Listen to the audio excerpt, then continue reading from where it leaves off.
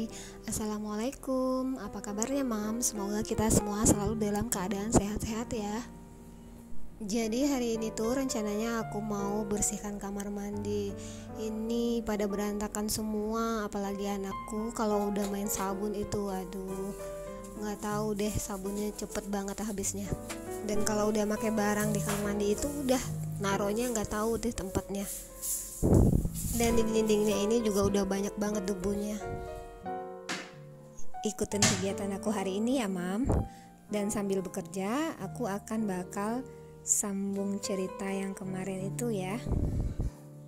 Kenapa aku bisa resign dari pekerjaan aku? Singkat cerita, setelah menunggu 7 tahun pernikahan, alhamdulillah akhirnya aku hamil anak pertama. Dan setelah melahirkan, dan aku waktu itu melahirkannya operasi sesar ya, sesuai dengan keinginan keluarga. Dan setelah melahirkan itu aku tetap bekerja. Cuman setelah pas waktu kelahiran itu aku dapat cuti selama, kalau nggak salah waktu itu lebih kurang 3 bulan ya. Anak aku lahir di bulan November. Dan kalau di tempat kerja aku kan sistemnya kontrak ya. Jadi setiap tahun itu kontraknya diperpanjang. Jadi pas aku November, Desember, Januari biasanya kontraknya itu diperpanjang atau diperbarui itu sekitar awal tahun. Kalau nggak Februari, Maret, April kayak gitu. Jadi pas mungkin kurang lebih 3 bulan aku ini istirahatnya. Ketika awal tahun itu kontrak kerja aku diperbaharui atau diperpanjang, aku ditanya sama bos aku waktu tempat bekerja itu, Rita masih mau kerja apa enggak, katanya. Karena sebelumnya aku udah ini sama keluarga ya, jadi aku memutuskan untuk kembali bekerja ya. Cuman kadang-kadang kan ada orang pikirannya itu seperti ini ya, karena aku tuh anak sendiri, terus hamilnya itu susah, makanya lama dapat anaknya. Jadi ya mungkin ada yang beranggapan kalau aku tuh udah melahirkan ini nggak kerja lagi. Karena mungkin ada juga yang kayak gini ya, karena aku nggak kerja makanya nanti bakal dicariin pengganti, atau penggantinya udah ada kali ya. Karena zaman sekarang itu kan susah buat nyari kerja. Jadi kalau misalnya orang tahu aku berhenti kerja, nanti pada bakalan banyak tuh yang masukin lamaran buat kerja di sana. Cuman karena sesuai pertimbangan dari keluarga, jadi aku tetap bekerja ya. Karena seperti yang aku bilang waktu kemarin itu, karena rezeki anak yang aku dapatkan ini pada waktu bekerja, dan kesempatan yang ada di depan aku jalanin, aku nikmatin aja sesuai apa yang ada gitu. Maksudnya di sini meskipun aku itu udah nunggu lama dan apa ya namanya, ada aku susah dapatin anaknya dalam jangka 7 tahun, tapi ya rezeki anak yang aku dapatkan itu dalam masa bekerja. Jadi ya aku nikmatin saja, aku jalanin aja seperti apa adanya, karena pekerjaan itu aku masih menikmatinya selagi aku masih sehat, masih kuat.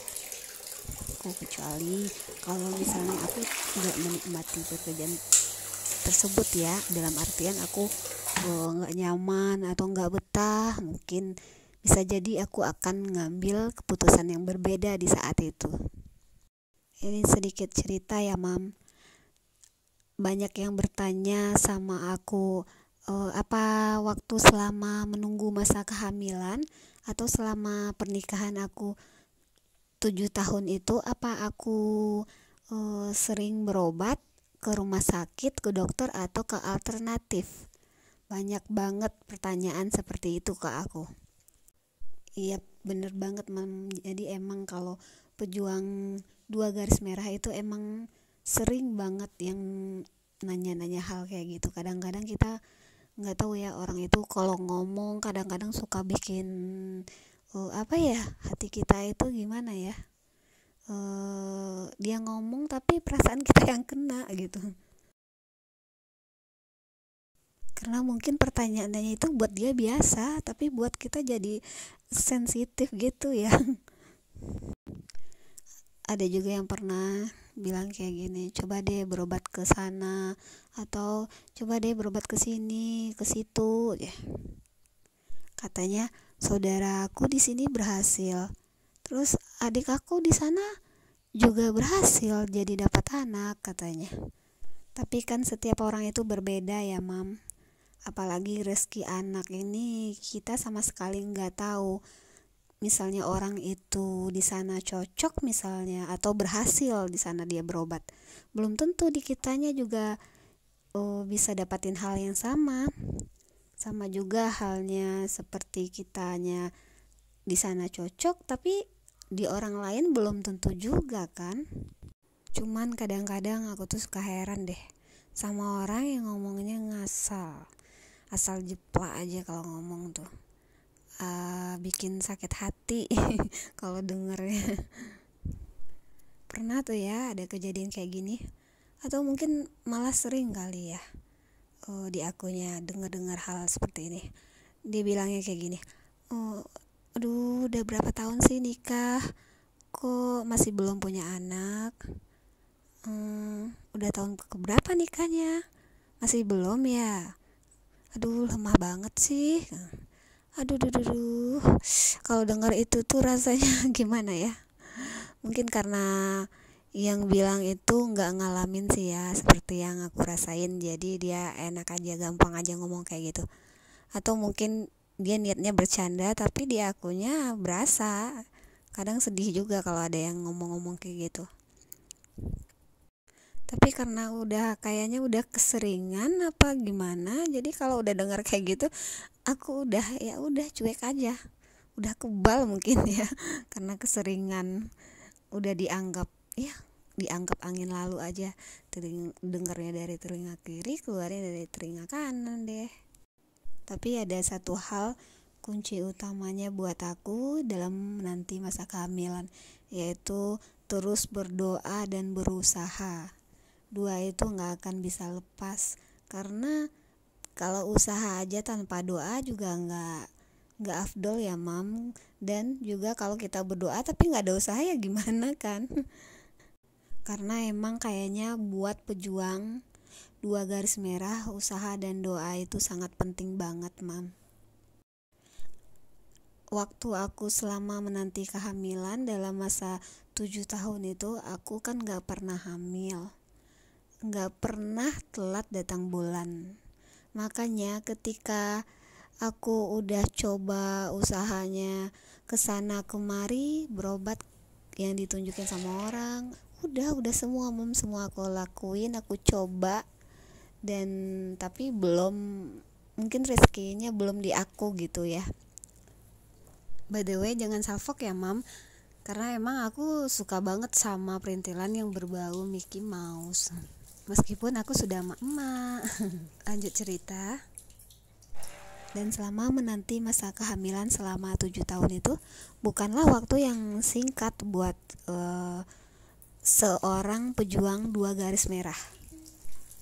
Padahal selama menunggu masa kehamilan itu aku pergi berobat itu gimana ya, apa yang ditunjukin sama orang gitu. Misalnya ada tempat viral atau tempat ternama yang bener-bener pasiennya banyak, atau emang yang banyak berhasil.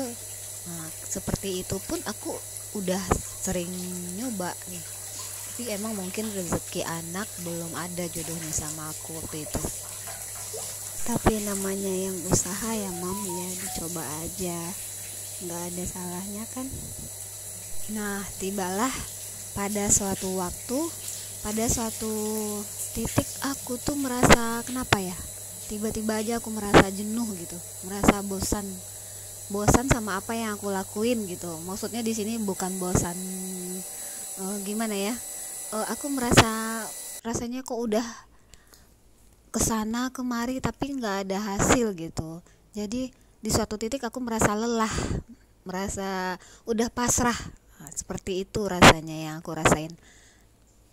Tapi kenapa pas tiba-tiba pada masa udah pasrah itulah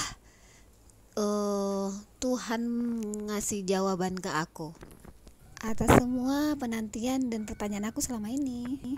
Tunggu ceritanya di video selanjutnya ya. Wassalamualaikum.